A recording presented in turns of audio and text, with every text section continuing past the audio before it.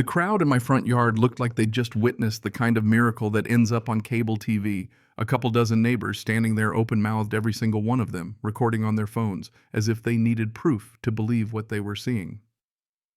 Right there, spanning the rain-filled trench that now cut my driveway off from the street, stood a genuine working drawbridge oak plank shining under fresh sealant cables and gears humming as it lowered into place with this slow, satisfying rumble. On the other side of what I'd started calling my suburban moat, Karen Peaton, president of the Maple Grove HOA, stood absolutely frozen in horror, gripping her clipboard like it was a life raft and staring at me as if I'd just declared my house a sovereign nation. I gave her the friendliest little wave you've ever seen, maybe a little too friendly, and let myself savor that exact moment because this whole absurd drama had been weeks in the making. And if you know anything about HOAs, you know the best revenge is the one that follows the rule book and then sets it on fire. This wasn't the first time Karen and I had clashed, not by a long shot. But you want to know how it started. A fence. I wish I was joking. 6 weeks ago, I replaced the rotting old fence that ran along my property line, kept it exactly 6 feet tall, like the HOA rules spelled out, and picked a style from the pre-approved list. Karen, who treats our little cul-de-sac like Buckingham Palace, rolled up on her golf cart during installation and told me the posts were too modern for the neighborhood's so-called traditional aesthetic. I showed her the page in the handbook, pointed to the picture that matched my fence exactly, and she just squinted at me and muttered something about people who think they're above the rules. That should have been my clue. Karen doesn't like being proven wrong, and she absolutely hates losing control. See, before she was HOA president, she was a middle school vice principal, and let's just say she never shook the habit of treating everybody else like unruly 7th graders. Every morning she does her rounds in that golf cart, ruler in hand, measuring grass, snapping pictures of trash cans left out 15 minutes too long. Once she fined the Johnson $75 because their recycling bin was out past noon. So after the fence showdown, I figured she'd back off. Instead, a week later, I got an official notice printed on letterhead that looked like it belonged in a courtroom saying my driveway encroached 18 inches onto HOA common area land. Now, I'd lived here 5 years. My driveway hadn't moved an inch and all my surveys were in order, but Karen had found some dusty easement from the Nixon era and decided that gave her the right to redraw the map. I did what any normal person would do, tried to talk it out. I scheduled a meeting at the HOA office, which is actually her spare bedroom, by the way, and laid out my paperwork. She barely looked at it before sliding the HOA bylaws over to me, finger landing on Section 12, subsection C, paragraph 4, quoting, "Any encroachment must be remedied within 30 days, or the HOA reserves the right to take corrective action." She leaned back like a Bond villain and said, "Your driveway's been in violation for years. Previous boards may have overlooked it, but I run things differently." I tried to reason with her, told her moving 18 inches of concrete would cost thousands for no reason. She just shrugged and gave me 30 days to fix it or else. I thought she was bluffing, sent a formal dispute. Even had my friend Ben, he's a lawyer, loves this kind of neighborhood soap opera, write a letter on his firm's letterhead, citing the statute of limitations and all that. 3 weeks later, I come home from work, and my driveway is a disaster zone. I'm talking a jagged trench, 3 feet wide, 2 feet deep, cutting right across the pavement. My car's marooned on the wrong side, and there are orange cones everywhere. I could literally see where an excavator had just torn through the asphalt. I called Karen, hands shaking, and she picked up on the first ring so smug it was almost funny. "Oh, hello, Tom. I see you've discovered our corrective action.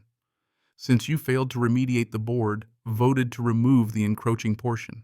I lost it. You tore up my driveway without warning. That's destruction of property. I'm calling the police." She just said, "Feel free.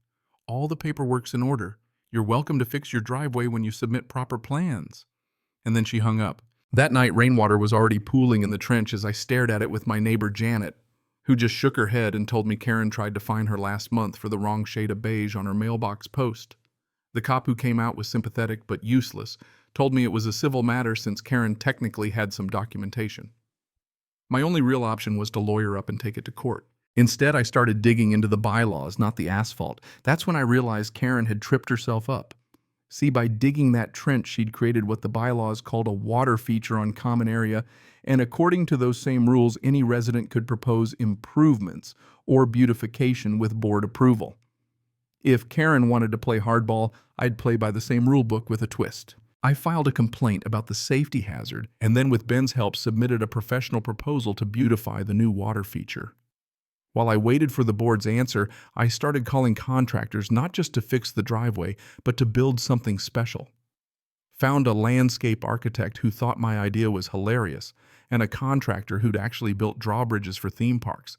Even better, the board, clearly tired of Karen's drama, approved my proposal. Maybe they saw a way to sidestep her, or maybe they just wanted her to stop calling emergency meetings about mailbox colors.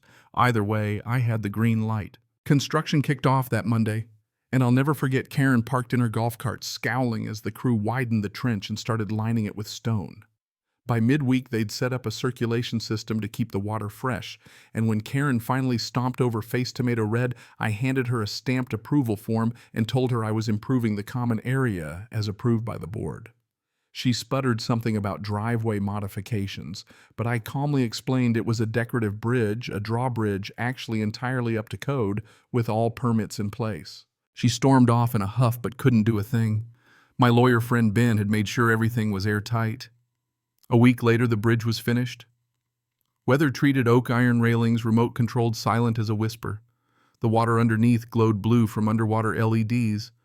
There was a little waterfall at one end, even a few aquatic plants. Kids from all over the neighborhood would walk by just to see it raise and lower. People actually started calling me to see if I could build them one too. The local news showed up, ran a story called Suburban Drawbridge Settles, HOA Dispute in Style. And Karen, she lost it. At the next HOA meeting, she got up and started ranting about medieval fortifications, waving a stack of paperwork claiming it was a safety hazard and a mockery of HOA authority. But this time, the board was done with her nonsense.